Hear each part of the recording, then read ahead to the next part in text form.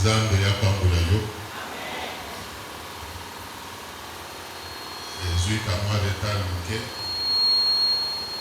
On a une réalité à Kinshasa Mikolo, embouteillage, les autres dérangés, nous avons vu afin dans le centre-ville, les Trombaki, les temps à Kolongwa, on a Kokoma Monga Fula. Ils ont connu un peu de l'embouteillage quelque part, c'est ce qui a fait que Bakoma, Namareta, Kokoma Bakomi ne pouvait pas directement passer à la prédication. Il fallait respirer mon mouquet, moi comme moi, Matanga Yamal, Azwa souffle et Yakolek. Voilà un peu en bref ce qui explique le retard avec lequel la prédication va devoir commencer tout à l'heure. Est-ce que vous pouvez acclamer pour vous-même là?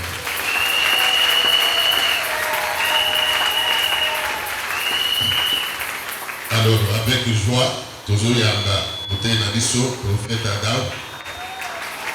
Il est là. Que Dieu vous bénisse.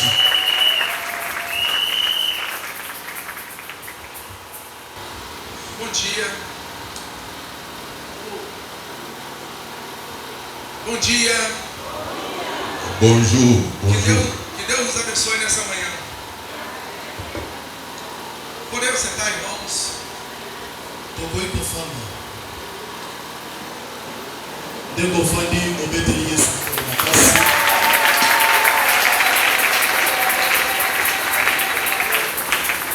Hoje é o último dia dessa conferência de uma semana que passamos aqui.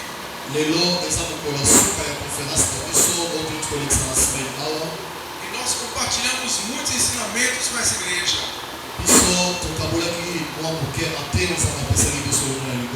E tudo que nós compartilhamos da palavra de Deus com você é aquilo que temos aplicado na nossa vida e nas nossas igrejas no Brasil.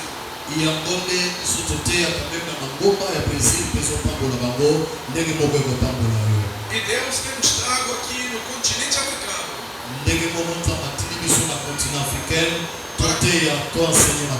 para compartilhar essa visão com as igrejas. Então aquilo que tem dado certo lá no Brasil, na América do Sul, também pode dar certo na sua vida aqui na África.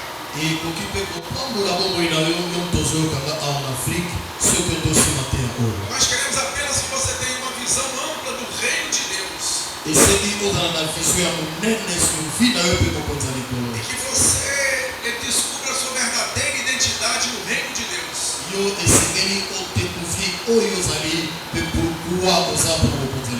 E que Deus criou você para um propósito específico. O apóstolo Paulo, escrevendo aos Coríntios, ele diz que nós somos embaixadores de Cristo aqui na terra.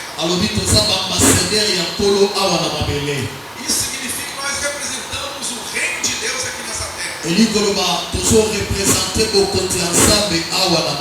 Então, para Deus, você é a pessoa mais importante nesse país.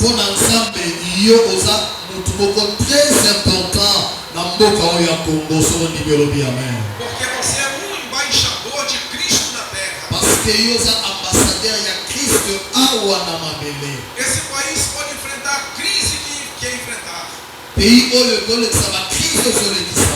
Mas você precisa entender que você é um embaixador do reino de Deus.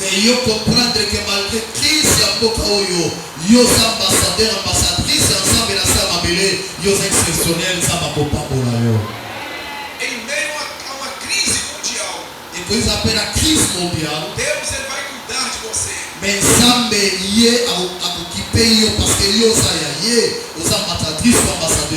Ele vai sustentar você nessa terra.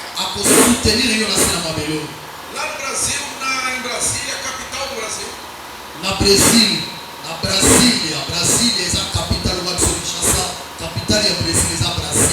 lá está a embaixada da República Democrática do Congo.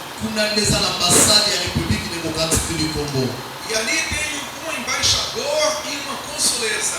Kuna ezana ambassadeur pe consuleur moko. Então, esse grupo de funcionários que trabalham na Embaixada do Congo, lá em Brasília, Groupe ya ba fonctionnaire wana ba travailler na ambassade ya Congo na Brésil.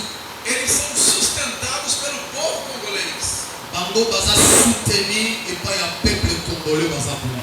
Então, nenhum brasileiro pode entrar na Embaixada do Congo, lá no Brasil. Ezata na brésilien moko te oyo akoluka kota lokolo na ambassade wana ya Brésil. Porque aquele território ali é do governo do povo congolês. Parce que territoire wana eza territoire ya gouvernement ya Congo mais na kati ya Brésil. Aquela embaixada é sustentada e mantida pelo Congo Democrático. Ambassade wana eza soutenu appuyé pona gouvernement ya Congo de soutenir. Então a mesma coisa acontece comigo e com você aqui nessa terra. Eza ndenge moko ngai na yo oyo toza na sala mabele oyo. Nós somos embaixadores de Cristo nessa terra. Biso toza baambassadeur ya Kristo na mabele oyo. Então é Deus que nos sustenta. Nzambe nde asungaka nga na yo. Então todo o sustento que você precisa na sua vida, Bese nyonso oyo oza nango na vi na yo então ele vem de Deus. yebake Nzambe nde akopesa solution O nango. mundo pode enfrentar uma crise, mokili ekoki koafronte bakrise ebele mas você não vai passar necessidade. me yo okoleka na bakrise wana te to na kosaka wana te Porque Deus é o seu provedor. parce que Nzambe nde oyo apambolaka yo to aza oyo aza source ya lipamboli na yo. Nessa manhã eu quero falar sobre como opera a fé. na ntongo lelo nalingi nalobela ndenge nini ya kozala na kondima liboso ya makambo okutana nango. Tudo de que você necessita alcançar no reino de Deus, nyonso oyo oluka kozwa na bokonzi ya Nzambe epesa yo você precisa agir pela fé. esengeli yo oagir na kondima nde oyo ozoluka epa na Nzambe kopesamela yo. Você precisa aprender a ver a sua vida pela fé. esengeli oyekola kotalaka bomoi na yo na miso ya bomoto te me na miso ya kondima. Você precisa ter a linguagem da fé. esengi na yo ozala na langage ya kondima. No Evangelho de Lucas, capítulo 17, Lucas 17, verso 5. Luc chapitre 17 le verset 7. Lucas chapitre 17 verset 5. Luc chapitre 17 le verset 5. É um versículo muito pequeno, eza verset moko ya moke mingi mas que nós aprendemos muito algo sobre a fé. me toyekoli mingi kondima na nzela ya mokambo oyo to na verset oyo. Os apóstolos pediram ao Senhor. tokende fasa retour bapotre basengaki epai na Nzambe. Luc 17, nous avons déjà ça. Que de vous, ayant un serviteur qui laboure ou paie le troupeau, lui dira quand il revient des champs, approche vite et mets-toi à table. Amen. 17, 5. 17 Luc chapitre 17 le verset 5. 5. Et voilà. Les apôtres dirent au Seigneur, Ils sont augmente-nous la foi. Amém. merci. Pode sentar. ndenge ovandi okitisi sa ebible na yo obeteli yesu maboko mpo tozonga na Nzambe. Os apóstolos pediram ao Senhor: bapoma basengaki epai na Nzambe aumente a nossa fé. alobi tondisa biso na kondima. Jesus ele estava compartilhando acerca do reino de Deus com os apóstolos. yesu aye kokangola maloba na bapoma likolo ya bokonzi na Nzambe. E eles ficaram encantados como Jesus estava falando acerca do reino de Deus. bango bazotala ndenge nini yesu azolobela bango likolo ya bokonzi ya likolo. E num momento daquela conversa, na kati ya masolo na bango então um dos discípulos pediu a Jesus: moko ya badisiple asengi epai na yesu aumenta a nossa fé, Senhor. alobi kolo paraporo ya maloba osolobela biso tondisa biso na kondima tondisa biso na kondima. A fé ela é um ingrediente que não pode faltar na sua vida cristã. yoka ya kondima eza lokola kredi oyo ekoki kozanga te na fili na yo mokristo esengi ozala na É kondima. por isso que o autor dos Hebreus diz que o justo viverá da sua fé. kolo azoyebisa baebre azoyebisa bayuda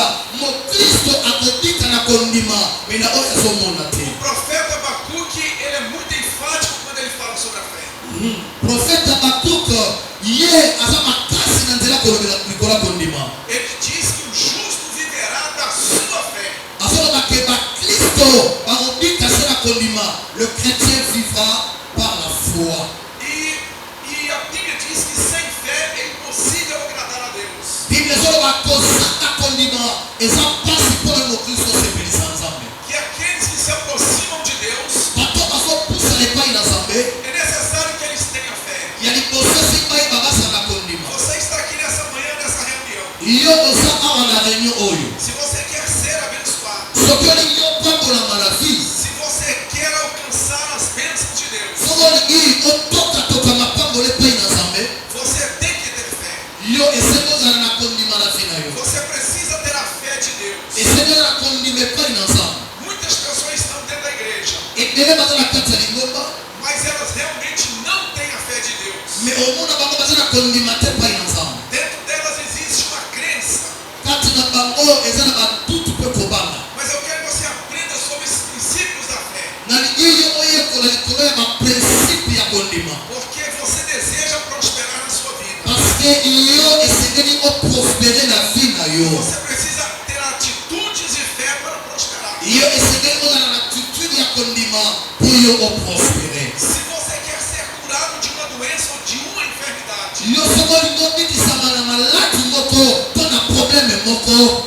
você precisa usar a sua fé. Se você deseja viver uma vida na dimensão das bênçãos de Deus,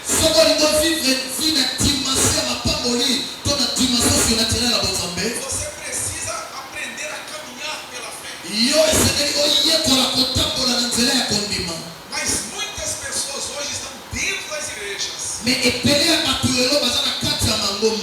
mas elas não têm a fé de Deus.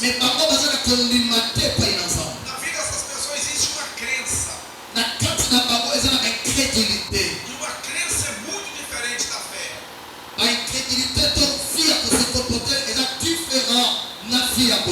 Na prática, a crença é diferente da fé.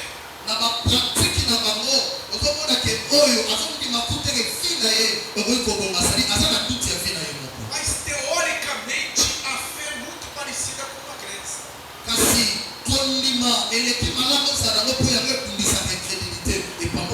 Na carta aos Hebreus, então no capítulo 11 fala sobre a fé. Chapitre 11, Hébreux chapitre 11. E ali diz que a fé é a certeza. La foi, certaines choses. A fé é a certeza que você tem La foi est de que você vai receber aquilo que você espera de Deus. Então esta é a verdadeira fé.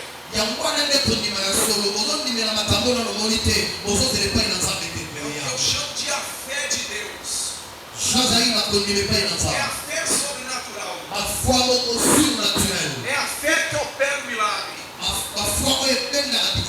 Então muitas pessoas pedem uma oração para prosperar ou uma oração para a cura de uma doença.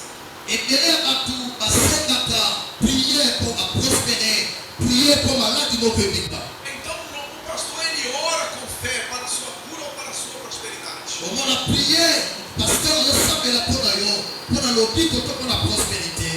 O pastor ele ora em nome de Jesus por você. Mas você precisa ter fé para receber um milagre em sua vida.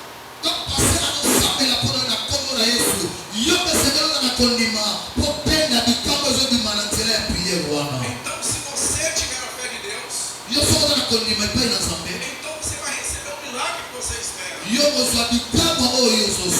Então os discípulos pediram: Senhor, aumenta a nossa fé. E Jesus ficou muito bravo com aquele discípulo. Jesus ele não gostou daquele pedido. Jesus ele foi direto na resposta com aquele discípulo. Jesus, quando ele ouviu aquele pedido, ele ficou muito bravo com o discípulo. E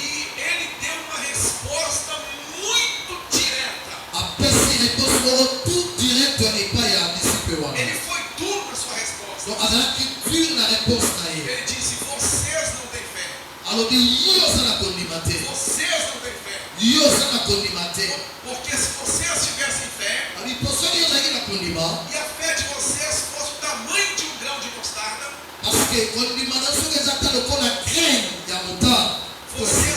vocês podem fazer coisas extraordinárias.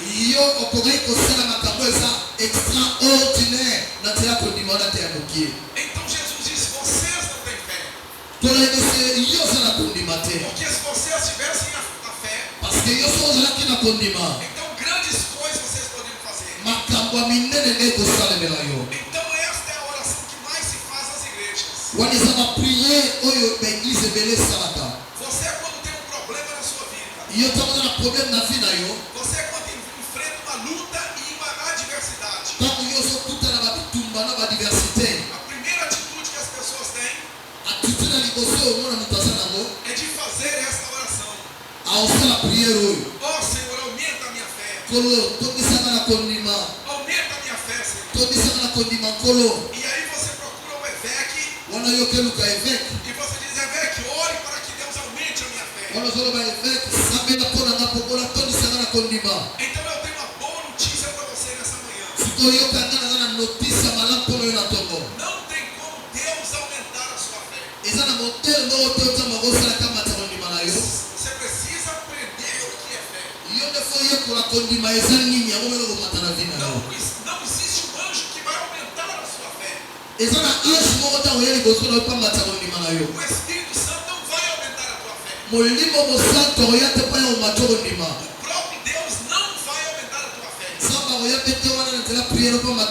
Então não adianta eu orar pedindo: Deus, aumenta a minha fé.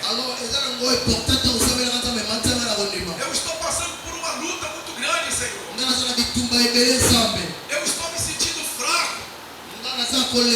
Aumenta a minha fé. Deus não vai aumentar a minha fé. Deus, ele não pode aumentar a tua fé. Entenda isso nessa manhã. Esta é uma oração que não tem resposta. Mas eu quero te dar resposta aqui nessa manhã. Só existe uma pessoa na sua vida que pode aumentar a tua fé. Só existe uma pessoa. E essa pessoa é você. Eu é que aumento a minha fé. É você que aumenta a sua fé. É você que aumenta a sua fé. É você que aumenta a sua fé. Amém?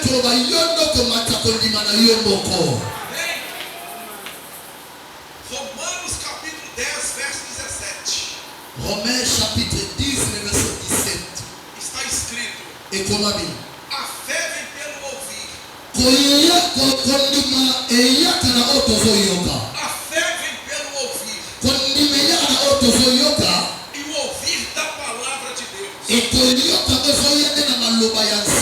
Então como eu aumento a minha fé? Lendo a palavra de Deus. Ouvindo a palavra de Deus. Então quando você estiver fraco na sua fé, então leia a Bíblia.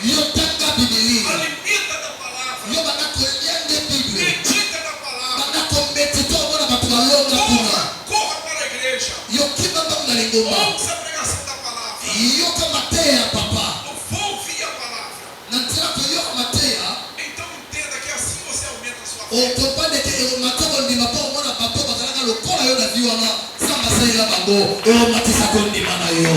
Então entenda, você precisa de fé para orar.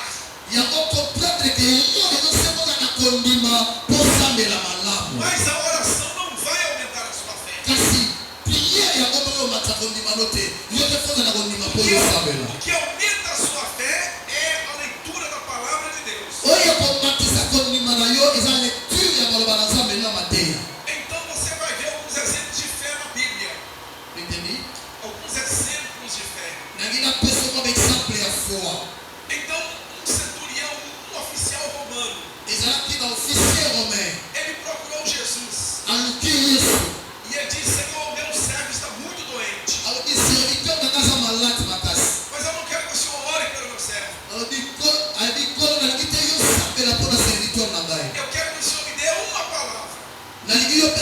liloba moko e o meu servo será curado. na serviteur na kabobika. A Bíblia diz que Jesus ficou impactado A Bíblia diz que kolo azalaki impacté com a fé daquele homem. na kondima ya mwana mobali oyo. A Bíblia diz que Jesus diz: nunca vi um homem com tanta fé. Yesu azoloba na bato abi natikala komona kondima ya makasi boye te moto oyo aboyi nasambela mutu nde bolobi naloba liloba moko esika maladi aza kobika. Porque aquele homem ele só pediu uma palavra a Jesus: me dá uma palavra. Parce que mutu wana asengai priere te alobi liloba kaka liloba moko Yesu kuna esika maladi aza aobika. Ele disse: me dê uma palavra e eu creio que meu servo será curado. Ye alobi liloba kaka liloba moko nga nazondima liloba oyo oloba ekotikisa moto maladi azobela na ndako na ngai. Jesus então disse: vai, ele está curado. Yesu edise natika kondima na yo kende okekuta esi abikisami. E aquele homem então ele saiu e foi embora com aquela palavra de Jesus. Moto wana akimi akei Yesu asambeli te kaka liloba wana tango akei akekuta ndeko na ye abiki. Então, se você está doente, está lutando contra uma enfermidade, Yo sokoza malade eza na baproblème moko ezoderange ba infirmité. então você precisa uma resposta à palavra de Deus. Yo oza na posa liloba moko ya Nzambe na vi na yo. Você precisa declarar sobre a sua vida: Yesu edeli yo moko telema odeklare maloba mpo na vi na yo. essa doença não vai me matar, oloba boye maladi ekoboma nga te. porque a palavra de Deus diz que Jesus ele me curou. Parce que maloba na Nzambe olobi ye Yesu amemaki bapasi lekulusu atukisaki ngai. Então, que você possa ler Isaías 53 Yo wana okende mama kotanga Esaïe 53 e dizer: está escrito no livro de Deus nini ekomami na mokanda ya Nzambe. que Jesus não soube na cruz do Calvário Biblia ezo batekola mataki na ekulusu todas as minhas enfermidades. bapasi bamaladi na ngai nyonso. E eu tomo posse dessa palavra. Nga nasi autorité na maloba parce que Yesu amemaki maladi na ngai ekulusu. Declaro sobre a minha vida: Nga nazotekelanga likolo fi na eu ngai. estou curado. Nga natikisami. Eu estou curado. Nga natikisami. Então isso é você crer na palavra. Ezosena yo ndimela maloba wana ekobikisa yo. Está escrito na Bíblia. Oyo ekomama na Bibilia Então vai se cumprir na sua vida. ekokokisama na vi na A yo. palavra de Deus, Maloba ya Nzambe, a palavra de Deus, maloba ya Nzambe ela é espírito e ela é vida. eza esprit mpe eza vie. A palavra de Deus, Maloba ya Nzambe ela é espírito e ela é vida. eza esprit et vie. Quando você lê essa palavra, Ntango yo ozotanga maloba, quando você declara essa palavra, ntango yo ozodeklare maloba yango, você então está fazendo uma declaração profética da palavra sobre a sua vida. wana eza badeklaration prophétique oyo ozosala mpo na vi na yo moko. E o Espírito de Deus que gera vida na sua palavra Esprit de Dieu oyo egeraka ya maloba oyo vai saltar da palavra e entrar na sua vida. ekobima na kati ya maloba wana yo deklare ekokota na nzoto na yo esali mposa motema na yo. E o espírito da enfermidade, molimo ya infirmité ele não vai resistir. ekoresiste lisusu te. infirmité eza malade eza baproblème ekotika yo Porque você vai estar declarando a palavra. parce que yo ozodeklare maloba. Na cidade que eu moro, Na vile onga navandaka uma mulher de 60 anos, mwasi longa 60 ans ela me deu o testemunho dela.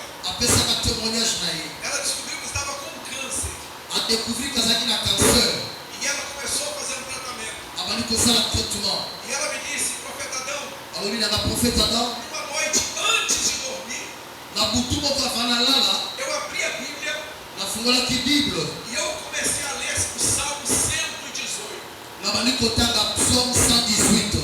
E quando os meus olhos depararam com o versículo 17, ntango miso na nga etali na verset 17 eu adormeci no meu quarto. ngai nalali na chambre na nga Eu estava lendo a Bíblia de joelhos. nabandi kotanga bible ya kofukama. Quando os meus olhos fixaram no verso 17, ntango miso na nga etali na verset 17 então naquele momento eu saí na ta wana nasati neti nabimi na nzoto na ngai. e eu voltei já de madrugada. Eu acordei, despertei daquele sono. ngai ntango nalamuki na ntongo mbala moko nakanisi ndoto wana E eu comecei mbala moko nabandi kodeklare na monoko na ngai o que está escrito no Salmo 118, nini ekomami na psaume 118 verso 17. le verset 17 E eu comecei a dizer: não morrerei, abandi koloba nga na kokufa te mas viverei nga na kovivre e contarei ngai nakosakola as bênçãos de Deus. bilaka na Nzambe ekokosala na vida na ngai. Nga nakokufa te, Mas viverei nga nakovivre e contarei. malgré cancer, nga nakoyebisa na bato makambo Nzambe asaleli ngai. Então aquela mulher declarava o verso de Jesus. Mwasi wana abande kodeklare verse wana na monokole malgré cancer. Ela declarava mais de 30 Abande vezes por dia. kodeklare ngo pendant 30 jours. Não morrerei, mas Azoba na as bênçãos okufa de te Deus. nga naobika. E meses depois ela voltou para fazer os exames. Na ta wana asoni pa kende osala baexamen. E ela estava curada pela fé. Akende boye docteur ayebisi tomoni su cancer te na nzela kondima abikisami na makambo azali kodeklare yaya. Porque quando ela declarava, não morrerei, não morrerei. Kama azali kodeklare nga na okufa te, nga na okufa te, Mas eu contarei as bênçãos de me Deus. nga na osakola bilaka ya Nzambe. Então o espírito da cura que está na So palavra esprit ya lobiko ndenge na kati ya maloba wana entrou no corpo daquela mulher ekoti na nzoto ya mwasi wana e expulsou aquele câncer. epengani kanser wana. Então isso é o poder da fé. Yango nde nguya ya kondima yaya. Então que você aprenda a declarar a palavra. Ntango nyonso yekola kodeklare maloba ya Nzambe, Você precisa ler a Bíblia. yo esengeli otangela mpe maloba ya Você Nzambe. precisa ouvir a palavra do Evêque. Esengeli oyokaka mateya mpe maloba efeka koyebisa yo. Você não pode faltar às reuniões da igreja. Yango yo kokosangana te koyeka eglize, Porque a sua fé vai aumentar através da palavra. kasi na nzela ya koyoka maloba na Nzambe nde kondima na yo ekokola. Se você quer prosperar financeiramente, Soki olingi oprospere financièrement na vie na yo, toma posse de tudo aquilo que a Bíblia diz sobre dinheiro. soit autorité, soit puissance ya makambo nyonso Bible eloba sur l'argent na Bible soit maloba wana. E que você possa declarar sobre a sua vida. Yo soko banda kodeklare yango mpo na vie na yo. Então é isso que nós temos ensinado no Brasil para as pessoas. Yango ndenge nateyaka na Brésil epa bato. Porque Deus quer que você prospere. Parce que Nzambe alingi yo prospere, Deus ele quer que você tenha saúde. alingi yo ozala na santé malade, Deus ele quer que você tenha uma vida em abundância. alingi yo ozala na vie en abondance, Deus ele quer que você cresça na sua vida profissional. alingi yo kola na vie na yo professionnel, Deus ele quer que você seja bem sucedido nessa terra. alingi yo okende mpenza liboso na nyonso yo osala na vie na yo. Mas você vai ver um outro exemplo de fé também na Bíblia. Yo omona exemple mosusu eza na Bible. Aquele oficial romano, Officier romain ele diz, Senhor, me dê uma palavra. alobi tolopesanga liloba moko. Mas havia uma mulher numa cidade que ela sofria com uma hemorragia. Na fille wana mpe ezalaki na mwasi moko azali kosufri na hémorragie. A Bíblia diz que aquela mulher sofria com esse problema há 12 anos. Bible ezoloba ke mwasi wana sufraki na likambo wana pendant 12 ans. E ela havia gastado tudo aquilo que ela tinha com os médicos. Ye adepasaki nyonso azalaki nango atikali maboko pamba. Mas Jesus estava na cidade daquela mulher. Sikoyo Yesu azalaki na ville ya mwana mwasi E wana. ela então disse, se eu tocar nas vestes de Jesus, Sikoyo ye amilobe na kondima na ye soki nasimbi elamba ya Yesu eu serei curada. ngai nakobikisama. Entenda a diferença de fé aqui nessa manhã. Tala sikoyo diference ya bakondima awa na tonga lelo. Nós somos um grande grupo aqui nessa manhã. Biso na tonga lelo toza ebele awa. Mas existe uma diferença de fé entre nós. Kasi eza na différence ya bafua entre nous. Nós aqui não temos a mesma fé. Nós não temos a mesma fé. Biso nyonso toza na kondima moko te. Nós servimos o mesmo Deus. Biso tosalela Nzambe moko, Cremos na mesma palavra. tozondimela liloba moko biso nyonso.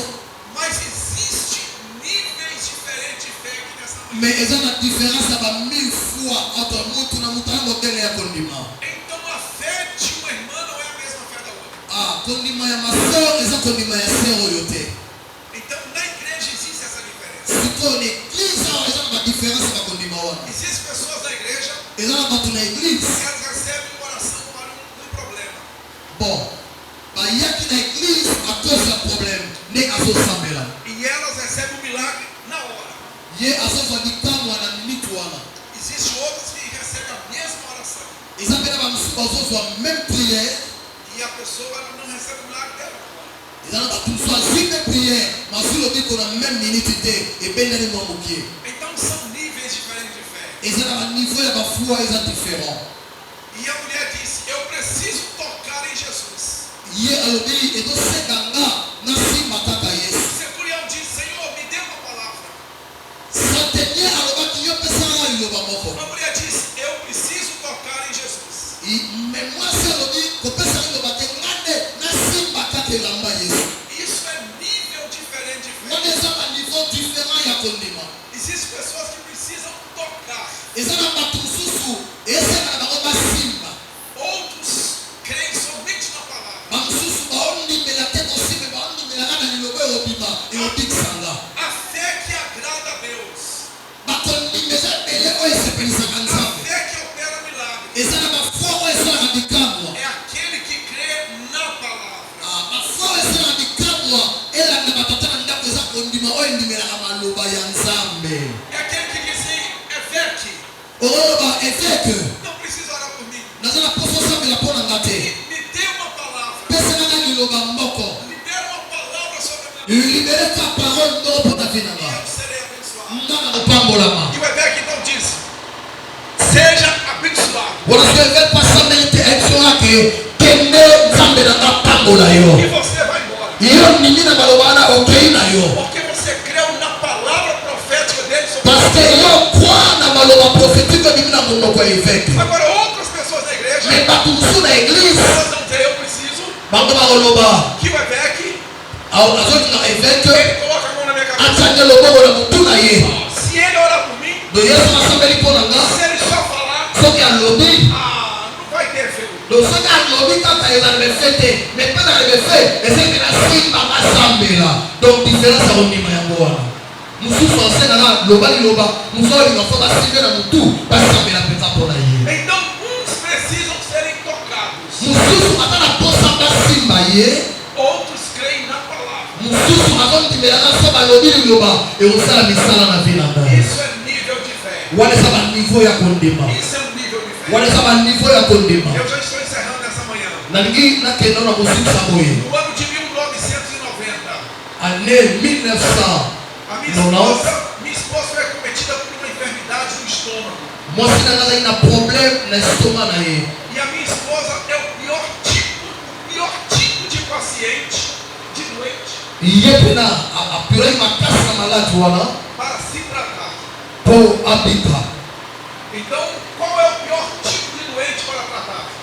sikoyo azaloba ndenge nini yango kobika É aquele que não gosta de tomar o remédio. aza mpe su moto alinga komela kisi te.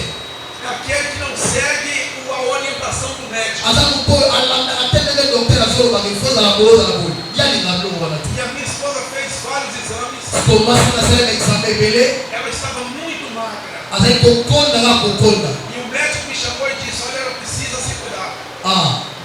mbendesa abengi nga alobi ye esenga amibatela Porque isso está próximo de um câncer. parce que oyo eza ezomema ye na cancer ya estomac.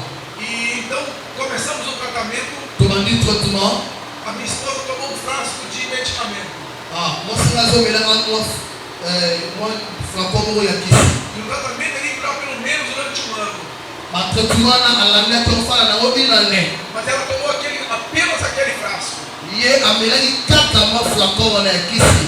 E um dia à tarde eu cheguei em casa e ela me chamou para conversar. mokonzi nakomi na ndako abengi nga mpo tosolola. E ela disse: a partir de hoje ayesanga kobanda lelo eu não vou tomar esse remédio mais. nga nomela sukisi yo te Eu não vou tomar remédio nenhum. naomela ngo lisusu te. Se Deus não me curar, soki nzambe abikisi nga te eu vou morrer. nga na kokufa. Mas eu não vou tomar remédio. mais kisi oyo nga naomela ngo lisusu te na Porque te. está escrito na Bíblia parce que ekomami na bible que Jesus levou sobre ele, parce que yesu tomou sobre ele, yesu asaki bapasi likolo na ye na cruz do Calvário, na ngomba na monde Calvaire todas as minhas doenças. maladi na ngai yesu amemaki yango E kuna. a Bíblia diz bible elobi que eu estou curada nga naza ya kobika. pelas pisaduras de Jesus. na mapipi na yesu nga nabikisami ezali na bafete babetaki ye nga nabikisami kisi omomela ngo lisusu te. Então ela tomou posse daquela palavra de Isaías ye asi pouvoir eza na maloba na Esaïe e ela creu naquela palavra. ye abelaka maloba wana Que está escrito soki ekomama koya solo que Deus já falou. seke ya solo nzambe akodikisa ngai na kanser ezolinga ebanda ngai. Então tudo aquilo que o médico disse você não pode comer.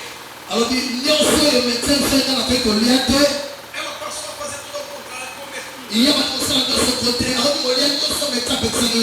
na ulia yango. Ela gosta muito de chimbrungo e pilipili. Alors que moi c'est la mingi pilipili. E ela começou a comer muito pilipili. Donc la personne pilipili, elle a donné pilipili mingi. E ela começou a comer todas as comidas que não podia comer. Amani kodia dilo nyoso mapesa ki alia. E o brasileiro gosta muito de café.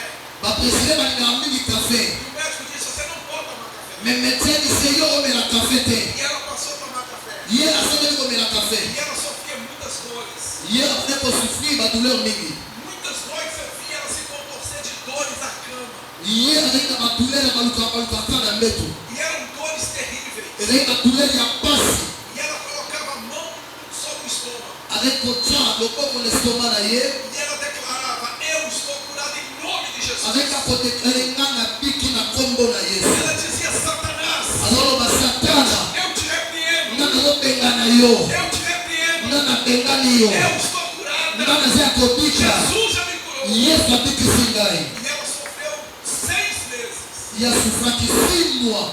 E ela então foi para uma reunião de oração. Après la réunion de prière, E ali Deus usou uma irmã. Nzambe a utilisé le mot ya mwasi. E aquela irmã disse, pastora, Alors dit ndeko pasteur. Deus está me mostrando aqui agora Nzambe azola sanga sikoyo. que Ele está confirmando a sua cura. Ye a confirmé le biko na nzoto na yo. E a minha esposa nunca mais teve problema com aquela doença. Banda mokolo akiltu wana mwasi nanga pele lisu maladi wana te Nzambe abikisa ye akoma guéri ti lelo azongela kolia biloko nyonso mpona ye. Kondima na maloba ebikisi ye. Então hoje ela tem 72 anos. Lelo aza na 72 ans parce que ye na mwasi na ye bana différence à 10 ans. C'était quoi? 22. Ye aza na 62 ans. Mwasi na aza na 72 ans. Akosa aza na 22 ans. Ya 22 ans aza na aza na 62 ans. Mwasi na aza na 72 ans. Bana différence à 10 ans na mwasi na ye. A esposa tem 72 anos de idade. Mwasi na aza na 72 ans. Mas se eu te mostrar a foto dela, você vai achar que ela tem 55 anos. So omoni photo na ye omona ondina aza na 55 ans. Mais aza tia na 72 ans. Então, isso aconteceu em 1990. Wana esalamaki na 1900. E ela foi curada daquela doença. Apika na maladi wana. Entenda isso nessa manhã. Comprendre yango na ntongo lelo. Então, crença e fé.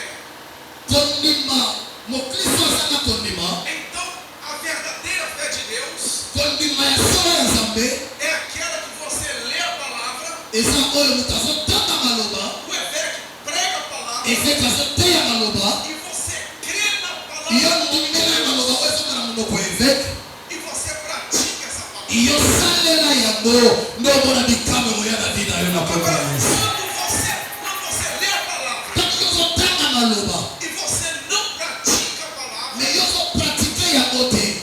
dentro de você existe uma crença. Na kati na yo seke kondima eza te. Porque a fé, ela é prática. Parce que kondima etambolaka na misala. A fé, ela vê o impossível. Kondima emonaka makambo eza impossible ke eza possible. A fé, ela declara coisas positivas. Kondima edeklaraka maloba eza positive. Vamos dar um exemplo para você aqui nessa manhã. nazopesa exemple moko na ntongo lelo. Você quer fazer uma viagem. Yo lingo voyage Você quer ir para o Brasil. olingo okende Brésil. Então você vai tirar o seu passaporte. Yo te ozwi passeport na yo. Aí você fala, profeta Adão, olobi prophète Adam mas eu não tenho dinheiro. nga naza na mbongo te. Eu não tenho os novos $1.800 para viajar. naza na $2,800 te mpona voyage. Mas você tem um passaporte. me yo oza na passeport. Então a pessoa que tem fé, moto aza na kondima ela diz, eu tenho passaporte. aloba naza na passeport. E eu creio que o dinheiro Deus vai prover para mim. yo so oloba passeport yango oyo me nazondimaka mbongo ozanga kopouvoir nazozwa yango mpona voyage. Amém? Então é você declarar aquilo que você crê. yo ozodeklare makambo na kati na yo ebima samba koyoka mpe kokokisa oyo ovoyage. Então, um outro exemplo de fé. Exemple libali ya kondima Eu disse que você prospera não é pela oração. nalobi yo koprospere non seulement kaka na prière. Você prospera pela fé. yo koprospere na nzela ya kondima. Então entenda isso. comprendre yango na ntongo lelo. Se você quer prosperar na tua vida, soki olingo prospere na vi na yo você nunca vai prosperar orando. yo Yo oi prospere kaka te sozo sambela. Non. Porque a oração ela não pode fazer você prosperar. Parce que prière kaka yango mo ego sala te yo prospérer. Se você quer ser bem sucedido na tua vida, So yo no pambola makase pa ina zambe. se você quer ter dinheiro, So to sa mbongo. se você quer que Deus abençoe a sua vida financeira, So izamba pambola fino na domaine de sa vie financière. você só alcança isso pela fé. Yo ozo nyonso wana na kondima, c'est-à-dire na prière, na foi, miracle ozosala na vie na yo. Então, como que essa prosperidade virá? Ndenge nini prospérité koya? Que as portas vão se abrir. Ndenge baporte ekofungwamela yo? Não é através da oração, Eza kaka na prière kaka epamba te. é através da fé. Eza na nzela ya kondima.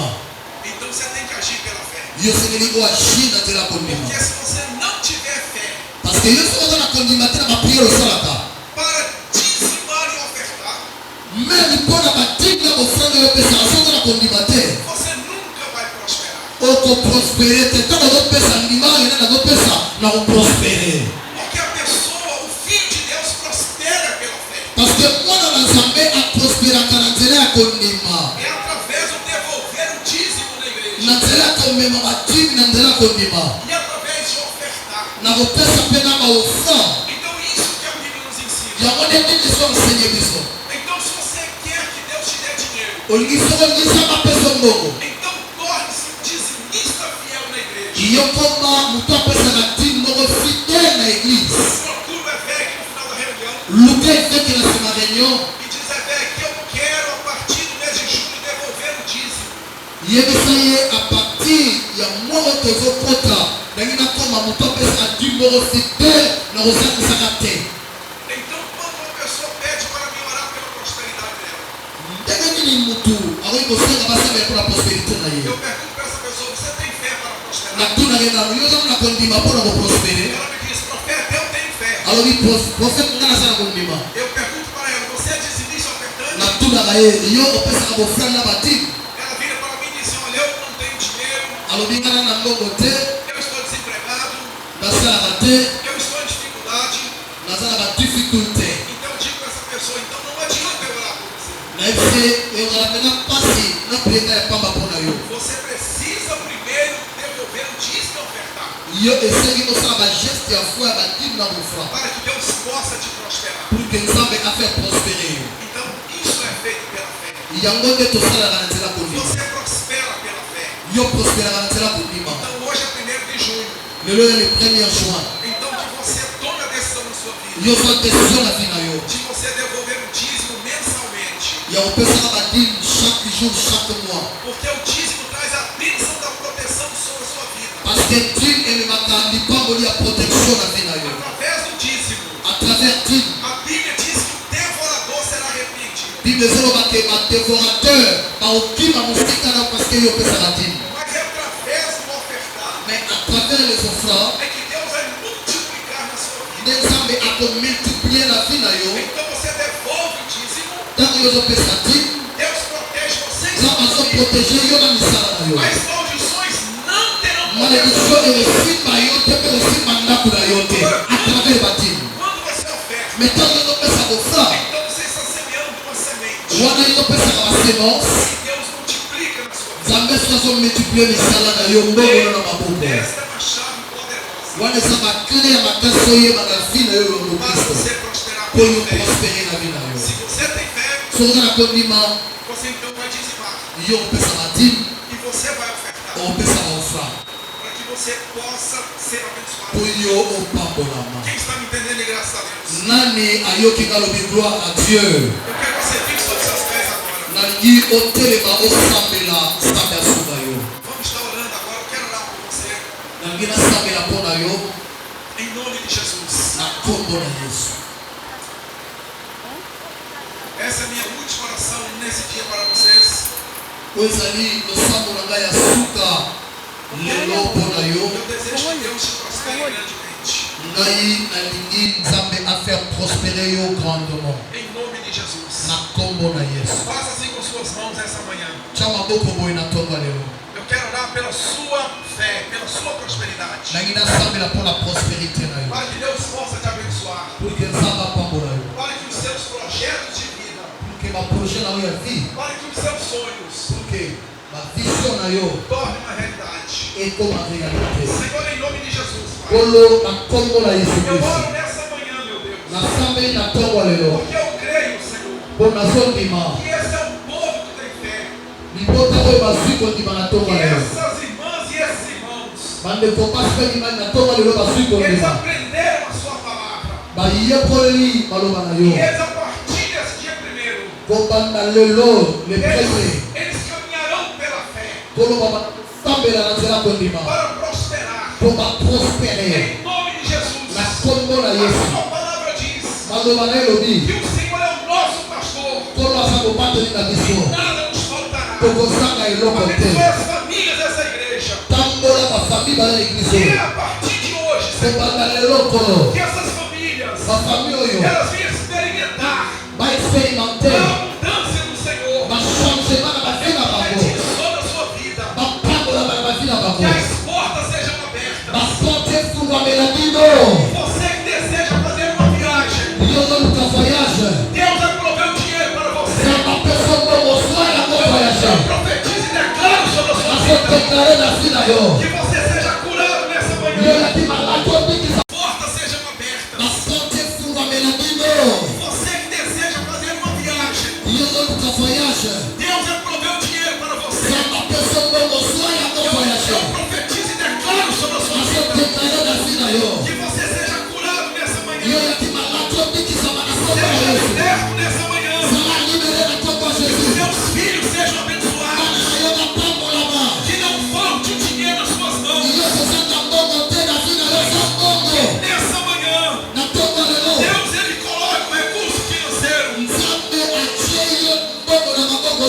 Eu declaro sobre a sua vida que esse mês de junho é um mês de bênção. Que nos próximos 7 meses Deus fará um milagre na tua vida. Você vai comprar o teu carro. Você será restaurado.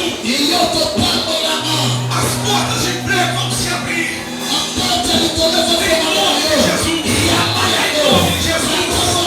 Aquela mamãe que trabalha na praça, Deus vai aumentar as suas vendas. Deus vai abençoar os seus filhos essa manhã. Em nome de Jesus.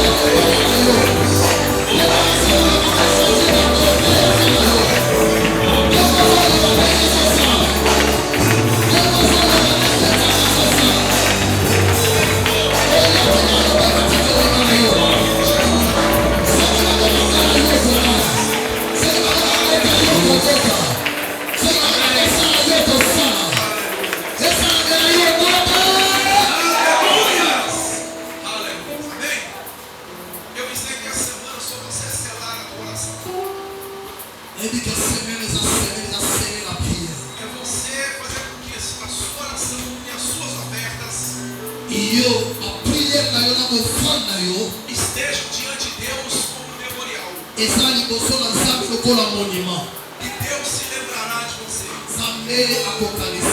No tempo que você precisar do agir de Deus,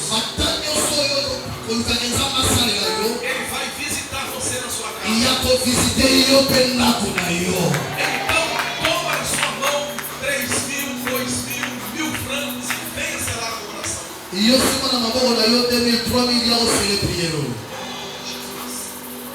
Que tudo que você tocar a partir de hoje, que haja a abundância de Deus. Que Deus abra portas sobre a sua vida. Em nome de Jesus. Que Deus te abençoe. Que Deus te